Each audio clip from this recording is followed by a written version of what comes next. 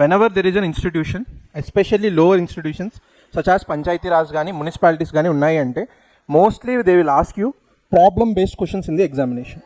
Okay, problem వాళ్ళు ఇస్తారు, they will tell you what is the problem and they expect you to know few of the recommendations by the legitimate organizations. ఇది బాగా అర్థం చేసుకోండి, legitimate organizations. ఎందుకంటే for a problem, let's say I gave a particular problem to you to solve. Okay, you don't need expertise to solve that problem. మీరు basic common సెన్స్తో కూడా you can give solutions, అంతే కదా. Let's say if tomorrow I tell you that panchayati raj doesn't have more financial freedom, okay, లేదా more financial resources, what you will do? మీరు అది common sense you can address. What you will say? They need to generate income, they need to levy taxes, they need to collect fees or services. Let's random చెప్పారు, okay. But ఎగ్జామ్లో ఏం expect చేస్తారంటే they don't want your or my opinion. అర్థమైంది కదా? Who are we to tell that?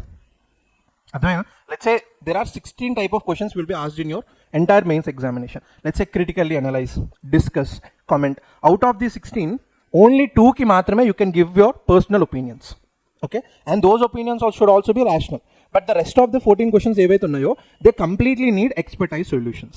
Adavutunda? Oka question ichchadu ante they don't want your answer, they want an answer which is given by a legitimate source such as election commission, financial commission, CAG, parliamentary committees. అర్థమవుతుందా? Everything ముందు నుంచి అదే చెప్తున్నాను. Let's say if they ask you question about women safety, you wrote a particular line, okay, they will give you 6 marks. But another person your competitor wrote that according to parliamentary committee of women safety this is the thing అని రాశారు. ఎవరికి ఎక్కువ marks వస్తాయి? That person will get better marks. ఎందుకంటే మీరు చెప్పింది తప్పని కాదు, యువర్ ఆన్సర్ ఈజ్ అక్యురేట్, వాళ్ళది ఏదైతే ఉందో కొంచెం ప్రపోర్షనల్గా, ర్యాషనల్గా, కరెక్ట్గా ఉంటుంది.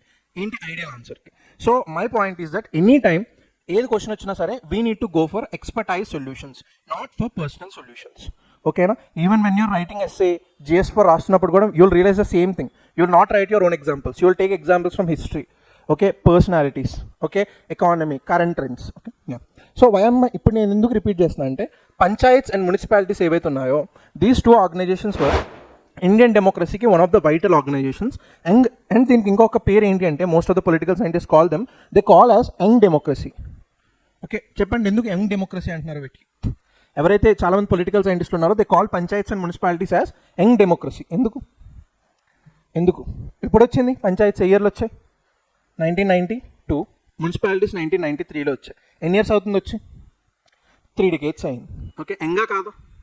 ఇప్పుడు పార్లమెంటరీ సిస్టమ్ వచ్చి మనకి 800 years దాకా అవుతుంది, ప్రెసిడెన్షియల్ వచ్చి 600 to 700 అవుతుంది. కానీ పంచాయత్స్, లోకల్ గవర్నమెంట్ మనకి హిస్టరీలో ఉంది, కానీ వాటికి కాన్స్టిట్యూషనల్ స్టేటస్ ఇచ్చి ఒక స్ట్రక్చర్ పెట్టి అదంతా ఒక అడ్మినిస్ట్రేటివ్ వింగ్ వాళ్ళకి ఇచ్చి జస్ట్ 30 years మాత్రమే అవుతుంది. They are still at evolutionary phase.